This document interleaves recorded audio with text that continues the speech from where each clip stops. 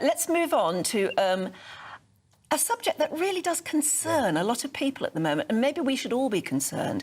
It's about computers and AI, because computers can now already compose poetry, really good stuff sometimes, pass medical exams and write lots of computer code. But can they actually use their superpower to help us all to become rich and famous? We're going to be finding out about this now from our special guest here, because he knows much more about AI, I think, than any of us. He is actually a futurist and a great friend of the programme at the moment, Andrew Eborn. Lovely to talk to you. It's a joy to see both of you. Yeah, super. I mean, I've witnessed this, whichever programme it is that actually writes stuff for you. ChatGPT. Yeah. And it's replacing journalists. So what's happening is in Australia, for example, they've got about 3,000 stories about local news is being written by AI. And what's but not being made up, it's actually being reported. It's being written, properly. so they're getting the reporting, and it's been used for all sorts of things. As you say, it can compose poetry. We had songs being done. You've had the fake Drake collaborating with The Weeknd and so on and so forth. And it can be used for all sorts of interesting things. You get pictures done using AI. And you might remember the Pope dressed in a puffer jacket, and whilst the devil might like Prada, the Pope prefers a puffer. So it is really, really interesting stuff. But there's a couple of things which have happened. In every day there's an AI story. And what's happened is good old Elon Musk and the Musketeers, he's just bought AI.com. So it now means... The domain name. The domain name. Yeah. And he bought it from OpenAI, and they bought it previously for about $11 million. Wow. So just for a domain name, it is tremendous. But you've also got these whole things about what's going to happen with the toy market and so on and so forth. So this Christmas, I predict that virtually all toys will now have an AI element. And every day we... What sort of things? Well, you've got, like, interactive... Many years ago, you might remember there was Barbie. Whatever happened to her? So it's always a thrill. On the screen. But they had, exactly, they had this sort of a toy which you could talk to. It was called Hello Barbie.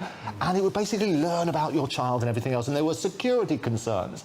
I can tell you, in the same way as we've got sort of people are concerned about China will use electric cars and be able to monitor you in today's Telegraph, you're going to have exactly that sort of stuff with these AI toys. Because what will happen is you'll develop a relationship with these toys. You'll chat to them about your life and so on and so forth, and they will get to know the child a lot better than a lot of other people. That's not a great leap of faith, like Tamagotchi started that back in the 90s. But this story is fascinating. So the Turing Test. Yes. The Turing Test is basically where a mathematician in the 50s said when AI or when a computer can converse and pass as a human, would have passed the kind of tipping point of not being able to tell the difference between machines and man.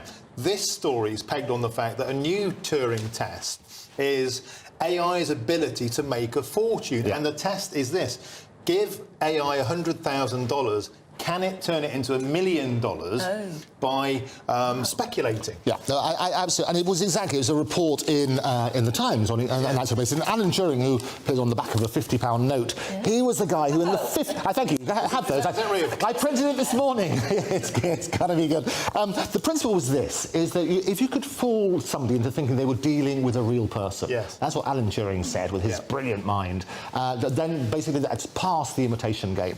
This new test, which is about artificial intelligence, can it make a fortune?